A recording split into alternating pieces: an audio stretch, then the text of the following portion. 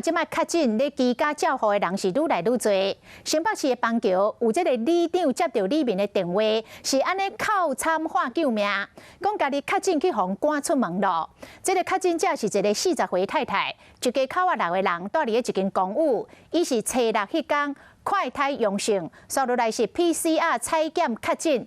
明明厝内底都有独立的下间啊，但是大家官甲大伯啊，都是不准伊踮厝要甲赶出去。双方阁因为安尼冤甲大细声，所以这个太太才会大哭，敲电话甲里长喊救人。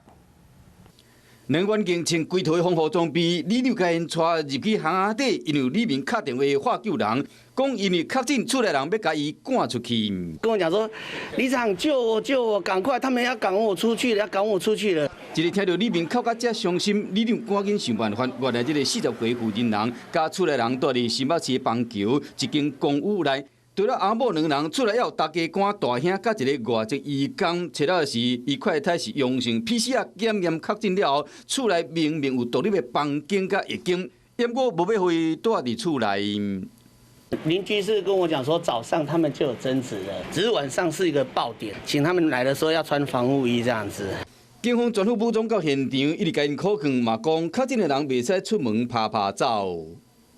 同住的家人也必须进行3+4的居家隔离及自主管理。确诊者有违规外出，恐怕会面临20到200万元的罚款。依照规定，若是无多一个人住一间，那呢出来人采检阴性了后，就要住伫亲戚朋友因兜，也是另外申请防疫旅馆。现在在路口发现个案，警察到的时候跟总部回报。就烦恼这个负责人又搁互赶出来，会互罚钱。里长甲海关警方只好定期巡逻，因为大家拢无想要确诊，拄到亲人的无谅解，真系互人真无奈。